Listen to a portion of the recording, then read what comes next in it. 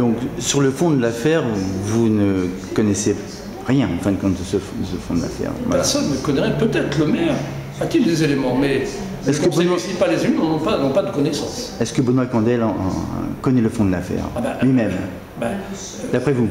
Il est président de la CEMIAX, un de ses collaborateurs, son bras droit, ce directeur, est mis en cause. J'imagine qu'il a une certaine idée du dossier. J'imagine. Oui. Bon, mais il semblerait quand même qu'il y ait des éléments qui lui ont été cachés. Il semblerait. Non, mais ça, c'est dans le fond du dossier. Je ne peux pas en parler. Je ne suis pas dans le dossier. Je n'ai pas eu accès au dossier. Et est-ce que Benoît Candel lui-même a-t-il eu accès au dossier? Puisque, apparemment, de ce qu'il disait dans la presse, il avait souhaité être entendu, qu'il n'avait pas pu être entendu. Donc, je me garderai bien de rentrer dans ce genre de problème. Tout simplement, c'est sur la forme. Donc, demain, il y a un vote? Il y a un vote pour le dégrader publiquement. Un colonel de l'armée française, Benoît Candel, va être dégradé publiquement. C'est qu'on va lui enlever. Qu'est-ce que vous pensez de cette humiliation, justement? Bon, mais je trouve justement que c'est humiliant pour un homme, de toute façon, pour lequel il n'y a pas eu de jugement.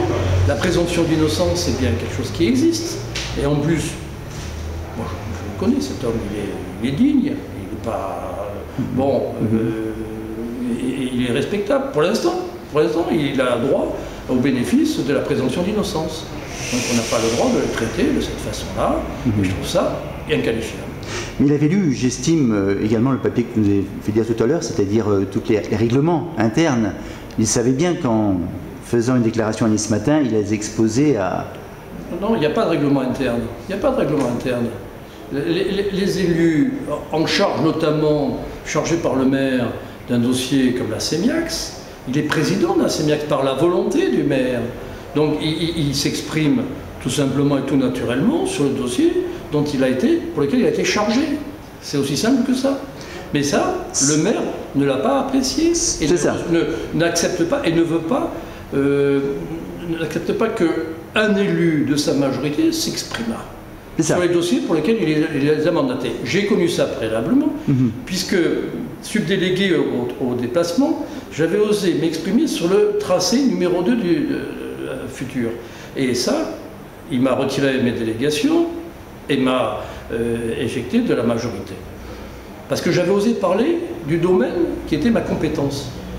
Et Benoît Candel, on lui reproche d'avoir parlé du domaine pour lequel il est compétent. Et là, c'est un peu du despotisme. Mais complètement. C'est du déni de démocratie. Et c'est faire le procès d'un homme par le fait du prince, parce qu'il a décidé de l'éliminer de son champ de vision. Et donc, pourtant, c'était un de ses amis. Je ne sais pas si c'était un de ses amis, je ne connaissais pas la nature de leur relation.